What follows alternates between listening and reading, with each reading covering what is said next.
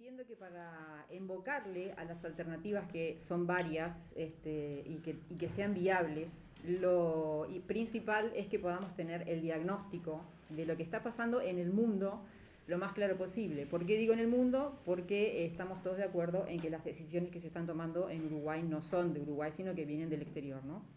Entonces, como decía uno, a la gente se la convence diciéndole la verdad. Y la verdad tiene que estar, para mi gusto, completa. Entonces, bueno, voy a referirme primero a lo que entiendo que es una especie de cuello de botella en el cual nos estamos ya metiendo, que Víctor definió con la palabra colapso. Yo no me animaba a pronunciarla porque siempre genera como un rechazo, pero es un poco lo que está, digamos, en la puerta de lo cual estamos, ¿no? Entonces voy a enumerar los factores a nivel global que nos están metiendo a todos juntos en ese proceso, y me voy a detener luego en uno en particular porque entiendo que tiene todo que ver con lo que va a pasar a nivel mundial y lo que ya está pasando desde el punto de vista económico, ¿no? Entonces, los factores que nos están metiendo en ese proceso son, por un lado, el declive energético, el declive del petróleo, el gas, el uranio y el carbón, que son las materias primas que sostienen todo el sistema económico planetario, ¿no? Entonces, el segundo factor es el cambio climático, que por supuesto también nos va a influenciar enormemente. Se puede dar una conferencia entera vinculada con el cambio climático, otra conferencia vinculada con el declive energético. El otro factor es la pérdida de biodiversidad, es decir, ya estamos en curso. Todo lo que estoy diciendo no son conjeturas mías, ¿no? Son estudios científicos que se están cada vez van surgiendo más. Estamos en la sexta extinción masiva de especies y bueno, somos seres vivos, por lo tanto nos tiene que importar mucho todo eso, y además es antropogénica, lo mismo que el cambio climático. Otro de los factores es, digamos, el sobrepasamiento de la huella ecológica. Estamos consumiendo muchísimo más de lo que la Tierra nos puede dar de una manera inapropiada, evidentemente. Otro de los factores es el exceso de contaminación. La Tierra no está pudiendo procesar toda la cantidad de basura y de toxinas que nosotros estamos emanando permanentemente. Y bueno, todo eso se da en un marco de, crecimiento exponencial de la población. Es decir, cada vez tenemos menos recursos, no solamente los energéticos, sino también menos agua, menos suelo fértil, menos peces, etcétera, etcétera, y cada vez más gente. No está mal que haya cada vez más gente, pero sí está mal en el marco en el cual estamos metidos, digamos. Y todo esto girando a su vez en torno a otro de los ejes vertebrales, digamos, de nuestro sistema, que es la desigualdad social, la cual está lejos de irse resolviendo, está cada vez más exacerbada, ¿sí? Entonces, lo más importante de todo esto, de esta especie de este diagnóstico, digamos, no son estas cantidad de crisis en sí mismas y sus particularidades, sino algo que es bastante desconocido, y es la realimentación de todos estos factores. ¿Y qué pasa? Si hay 10 factores que intervienen y yo conozco solamente 4, nunca voy a poder tener un diagnóstico apropiado porque desconozco esas realimentaciones entre cada uno de los factores. Por eso la importancia, en primer lugar, de comprender cuál es la coyuntura mundial, ¿no? Y en función a esa comprensión, cuanto más acertada sea, más acertada va a ser entonces las alternativas que yo voy a poder implementar, ¿sí? Bien, volviendo al tema del declive energético, me interesa expresar lo siguiente. Creo que es un tema extremadamente importante por la injerencia que va a tener en nuestro planeta, que ya empezó a tener, y es un tema que lamentablemente a nivel de lo que es la economía mundial no se contempla.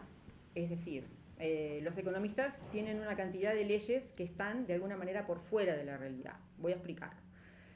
Hay una ley física que es la termodinámica, que muchos conocerán, que de alguna manera, estoy yendo como tejo, ¿no? Ya digo, es como para explayarnos mucho. Esa ley de la termodinámica nos dice lo siguiente: en primer lugar, para yo extraer energía necesito invertir energía, ¿sí? Entonces, la termodinámica de alguna manera nos condiciona a que cuando yo voy a sacar el próximo barril de energía voy a necesitar más que la que utilicé para sacar el anterior. Cuando voy a sacar el próximo voy a necesitar más, luego más, cada vez más, y así venimos hace 150 años más o menos. Es decir, en ese proceso llegamos a un momento que se conoce como el pico, en este caso del petróleo, o el pico del carbón, o el pico de lo que fuere, la meseta de extracción, ¿tá?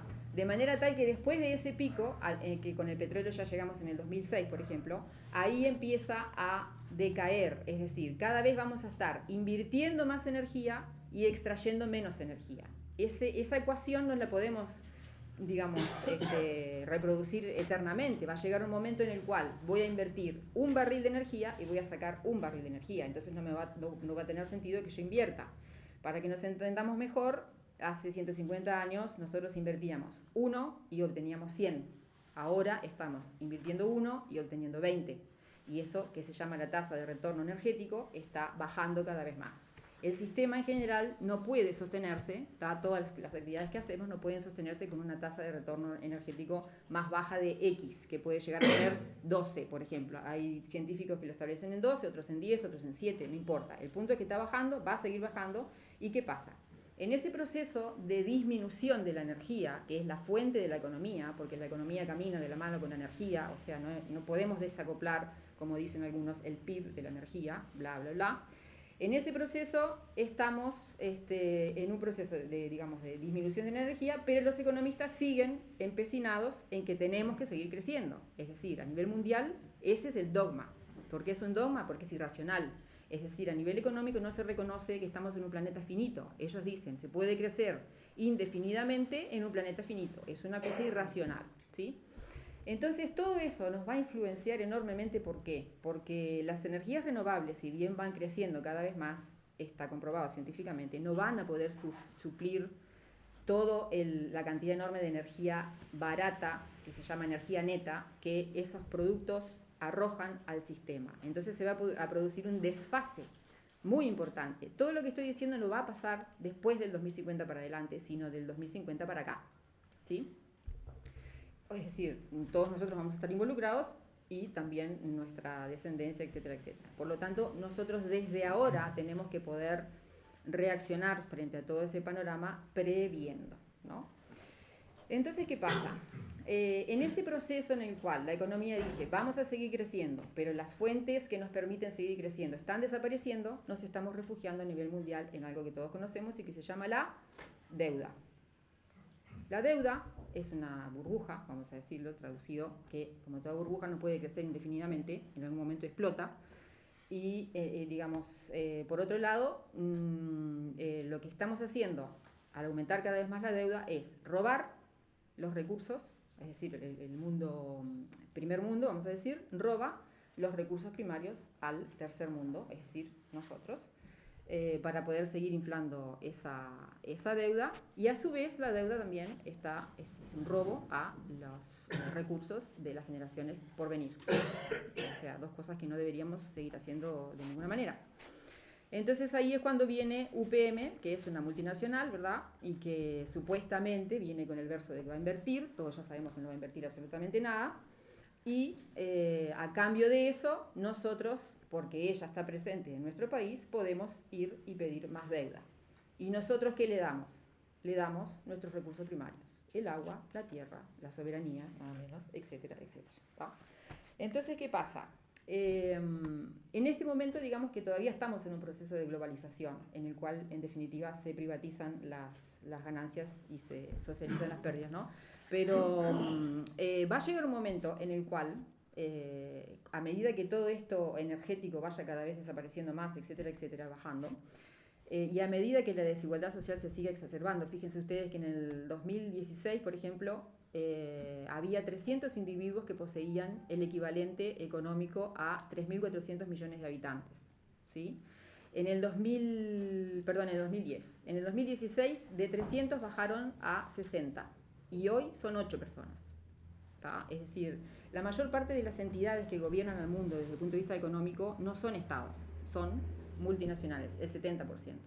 Esto, también muy resumido, significa que ellos tienen de alguna manera poder sobre la vida, sobre la muerte, pueden comprar lo que se les antoje y en definitiva, obviamente, están comprando a los gobiernos, por así decirlo, que se están convirtiendo en lacayos, o a los estados se están convirtiendo en lacayos de las élites. Y bueno, si seguimos así, evidentemente nos vamos hacia una situación en la cual los estados van a perder cada vez más injerencia y se van a convertir en instrumentos de algo que se puede definir perfectamente como fascismo, ¿tá? Entonces, nosotros vamos a ir caminando en este proceso, ¿tá?, de pérdida energética, de cambio climático, etcétera, etcétera, hacia una situación de desglobalización, ¿tá? Y cuando esa situación, repito, dentro de relativamente poco, eclosione, cuando todos estos factores empiecen a terminar de cuajar y de realimentarse, que van muy apurados, porque van muy apurados, tanto el cambio climático como el declive energético están muy acelerados, todos los demás también, entonces se va a producir una desglobalización y en ese momento nosotros como sociedad, habiendo trabajado, como decían Víctor y Odenir, etcétera, en la parte de las soberanías, que son diversas, entiendo que de los principales recursos a los cuales podemos agarrarnos va a ser justamente la tierra y el agua, es decir, lo que nos pueda dar, en definitiva, alimento, independencia, salud, soberanía, para no terminar comiendo lo que las multinacionales quieran, enfermándonos como ellos quieran y tomando los medicamentos que ellos quieran para curarnos. O sea, ya sabemos cómo es el mecanismo, ¿no? Entonces, todo esto lo digo en el sentido de que a mí me parece fundamental animarnos todos, ser valientes y honestos para conocer la dimensión de la situación, no solo uruguaya, sino global, para entonces ponernos las pilas, digamos, a la altura de las circunstancias. Porque si no, estamos permanentemente como individuos, como sociedad, como colectivos, etcétera, tipo poniendo parches y no tenemos más tiempo para hacer eso, ni energía tampoco. Es decir, por eso me parece importante el conocimiento del diagnóstico profundo, aunque sea duro, ¿sí? Pero hay que ponerlo sobre la mesa y hay que actuar en función de eso, ¿no? Para que nuestra reacción también pueda ser, digamos, estar a la altura de las circunstancias. Y como decía Víctor, o sea, es obvio que sí, que estamos yendo hacia un colapso, pero lo que sí está en nuestras manos es decidir colapsar de la mejor manera posible, ¿tá? Y bueno, para eso tenemos que estar suficientemente informados. Y bueno, lo último que digo entonces es que lo que estamos haciendo hoy, es decir, este tipo de ejercicio, ¿no?, de información mutua, para mí es la punta de la madeja, porque entiendo que la voluntad de la gente se mueve en función a la conciencia. Entonces, bueno, ojalá que podamos seguir mucho haciendo este tipo de ejercicio para que la gente le caiga la ficha y acto seguido actúe. Gracias.